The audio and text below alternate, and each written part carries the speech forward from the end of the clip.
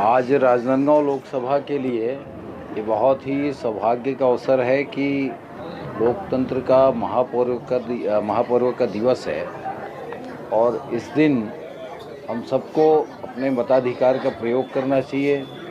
हमारे देश में किस प्रकार की सरकार बननी चाहिए, इनके नेतृत्व में बननी चाहिए, कैसा ये देश संचालित हो, इसके लिए निर्णय करने का अधिकार इस देश की जनता को और इस देश की जनता अपने मताधिकार का प्रयोग करती है। लेकिन अभी इस समय जो मैं महसूस कर रहा हूँ, पोलिंग परसेंटेज जो आना चाहिए था वो अभी नहीं आया है। तो मैं एक बार पुनः निवेदन करूँगा कि सभी अपने घरों से निकले और मतदान करें। मतदान आपका अधिकार है और अपने अधिकार का प्रयोग करें।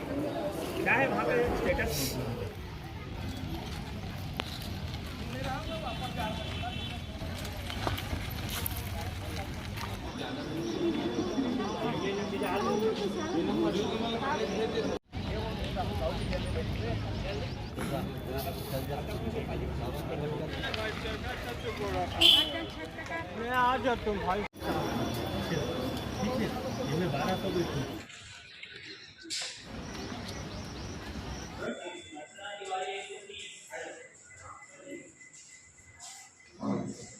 हो गया भाई,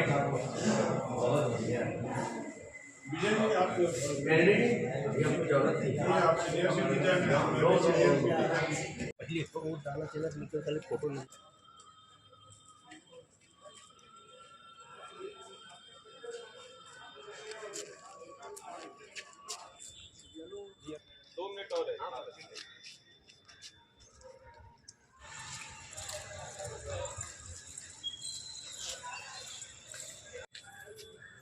आपका अच्छा कैमरा लिया हो।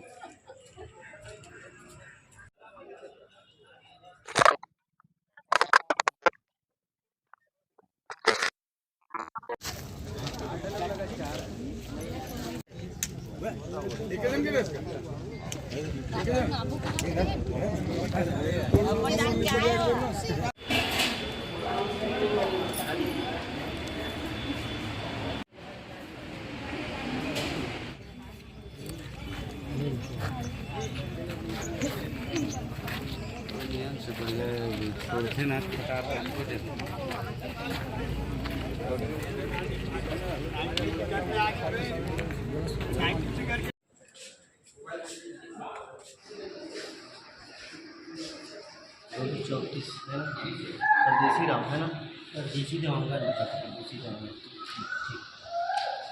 ये वाला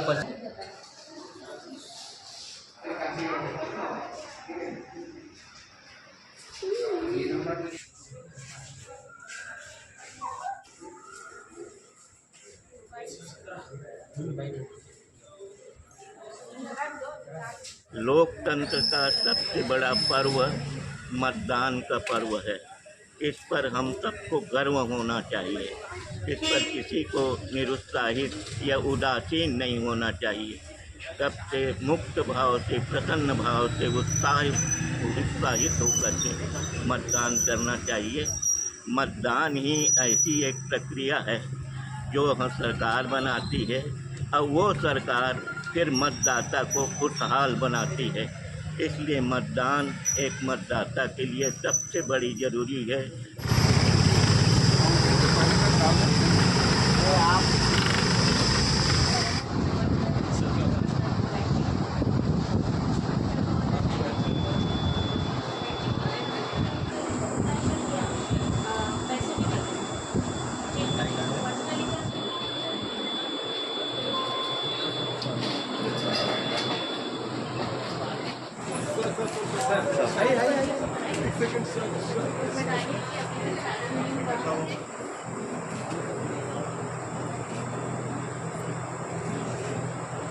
थैंक यू।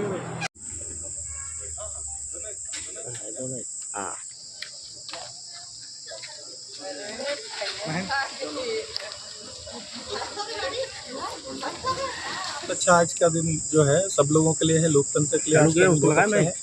लोगों में बहुत उत्साह है। हमने भी आज मतदान किया, एसपी साहब हम दोनों साथ में ही हैं, एसपी साहब परिवार के साथ यहाँ पे मतदान किए हैं। हम लोग जो है ना बहुत अच्छा लग रहा है, अच्छी लंबी लाइन है लोगों में, उत्साह है लोगों में, तो मुझे लगता है काफ़ी अच्छा प्रतिशत राजनांदगांव जिले में रहेगा। सर अपील करना चाहेंगे मतदाताओं को, सब लोग अपने घर से निकल करके मतदान केंद्रों पे आएँ और अपना वोट जो है आज जरूर वो कास्ट करें। के मतदान में लोकसभा राजनांदगांव में मतदान पर्व में आज हम लोग भी शामिल हुए हैं।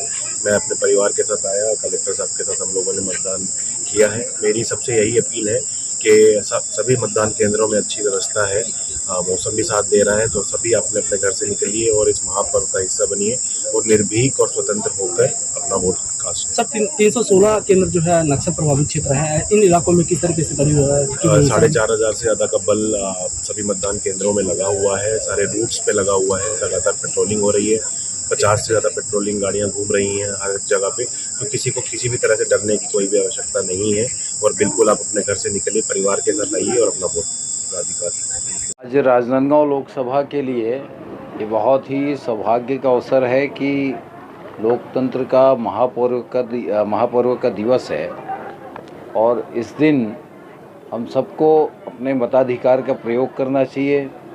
हमारे देश में किस प्रकार की सरकार बननी चाहिए, किनके नेतृत्व में बननी चाहिए, कैसा ये देश संचालित हो, इसके लिए निर्णय करने का अधिकार इस देश की जनता को है और इस देश की जनता अपने मताधिकार का प्रयोग करती है। लेकिन अभी इस समय जो मैं महसूस कर रहा हूँ, पोलिंग परसेंटेज जो आना चाहिए था वो अभी नहीं आया है। तो मैं एक बार पुनः निवेदन करूंगा कि सभी अपने घरों से निकलें और मतदान करें। मतदान आपका अधिकार है और अपने अधिकार का प्रयोग करें। जी, विवाह करने के लिए जा रहे हैं, आखिरी मतदान क्षेत्र में अपने कर रहे हैं, कैसा एक अनुभव कर पा रहे हैं? अच्छा अनुभव मतलब अपना खुद का सरकार चुनो, विकास की ओर जाएगा, अच्छा अनुभव हो रहा है। क्या कुछ विकास के कार्य थे और क्या कुछ आगे के लिए अपेक्षा करते हैं? बहुत सारा विकास अभी हुआ नहीं है, बहुत विकास हो भी गया है, तो जो नहीं हुआ है वो होना चाहिए। कैसे सोचे कि शादी के पहले मतदान कैसा अनुभव? अच्छा, बहुत अच्छा, बहुत अच्छा। हमेशा अपने शहर के कल्याण के लिए, देश के कल्याण के लिए वोट करता हूँ। अब ये लोकसभा है तो इसमें देश का कल्याण होना चाहिए और उसके साथ ही हमारा राजनांदगांव जो पिछड़ रहा है उसके कल्याण के लिए, उसके विकास के लिए, उसकी उन्नति के लिए करें, यही हमारी है। और मतदाता को जागरूक होना चाहिए और उससे अधिक जागरूक फिर प्रत्याशी जो चुनाव जीत जाते हैं उनको होना चाहिए। और फिर उदासीन नहीं होना चाहिए। उन जो प्रत्याशी चुनाव जीत गए हैं, जो हमारे प्रतिनिधि बन गए हैं, उनको हमेशा जागरूक रहना चाहिए। उनमें अहंकार नहीं आना चाहिए, घमंड नहीं आना चाहिए, शान नहीं आना चाहिए। ये नहीं कि चुनाव के पहले तो हाथ जोड़ लें और फिर चुनाव के बाद मुख मोड़ लें, ऐसा नहीं होना चाहिए। नाम बताइए। एक नाम बताइए अपना नाम। हाँ, मेरा नाम गिरीश बख्शी है और मैं इसी दिग्विजय कॉलेज में पिछले 40 साल से काम किया हूँ। मैं पूर्व रजिस्ट्रार हूँ दिग्विजय कॉलेज का और वर्तमान साहित्यकार हूँ। बस यही मेरा परिचय था कि युवा जो है, जिनकी संख्या बहुत ज़्यादा है हमारे देश पे, तो जो युवा है उनको सही दिशा पे वो जाएं, उनके लिए ऐसी कुछ व्यवस्था होनी चाहिए जो उनको देखते हुए ध्यान रखा जा रहा है कि उनके लिए अलग अलग एम्प्लॉयमेंट्स हो रहे हैं। लेकिन मैं ये चाहती हूँ कि उनको आत्मनिर्भर बनाने के लिए भी बहुत सारा प्रयास किया जाए गवर्नमेंट की तरफ से। ये नहीं कि उनको कुछ फ्री में प्रोवाइड किया जाए जिससे वो थोड़ा सच काइंड ऑफ लेज़ी बने। मैं चाहती हूँ कि वो भी मेहनती बने और उनको मेहनती बनाने के लिए जितने भी स्किल्स हो रहे हैं उन पे और काम किया जाए, ताकि हमारा जो देश के युवा है, मेरे जैसे यंगस्टर्स हैं, वो लेज़ी ना हो। और जो जेन जी जो हो रहा है, मतलब ये लोग जो फ़ोन और मोबाइल्स पे इतने ज़्यादा फोकस कर रहे हैं, उसको कम किया जा सके, ऐसी कुछ स्किल्स डेवलप हो तो मतलब जो पावर है, जो यंगस्टर्स की पावर है, वो सही दिशा पे लगे। मैं ये चाहती हूँ, मैं ये एक्सपेक्ट करती हूँ, इसलिए मैं यहाँ पर अपनी जिम्मेदारी पूरी कर रही हूँ। शुभ नाम। मेरा नाम मृणालिनी सोनी है। आज लोकसभा निर्वाचन की तिथि है। लोगों में काफ़ी उत्साह दिख रहा है और निगम प्रशासन, जिला प्रशासन के द्वारा भी यहाँ पर टेंट, पीने के लिए आरओ वाटर और जो भी बुनियादी सुविधाएं हैं सब मुहैया कराई गई हैं और लोगों में काफ़ी उत्साह यहाँ पे दिखाई पड़ रहा है। मेरा पहला वोट था जीवन का। माइंड एकदम क्लियर था किसे वोट डालना है और मेरा बस यही है होप कि जिसे वोट डाला है वो जीते और हमारे देश के लिए अच्छा साबित हो। सुबह का राजनांदगांव लोकसभा का आज मतदान हो रहा है और यहाँ पर लोकसभा में हमारे कांग्रेस के प्रत्याशी पूर्व मुख्यमंत्री आदरणीय भूपेश बघेल जी हैं और निश्चित रूप से यहाँ पे लोगों का रुझान कांग्रेस की तरफ है। वो यहाँ पर कांग्रेस की जो हमारी गारंटी योजनाएं जो हमारे घोषणा पत्र में हैं उसको देखकर और साथ में हमारे कांग्रेस कार्यकाल के आदरणीय भूपेश बघेल जी के कार्यकाल के कार्यों को देखकर जनता आशान्वित है कि निश्चित रूप से भूपेश बघेल जी जीतेंगे तो जो जनता की सोच है उनके मुताबिक वो कार्य होंगे।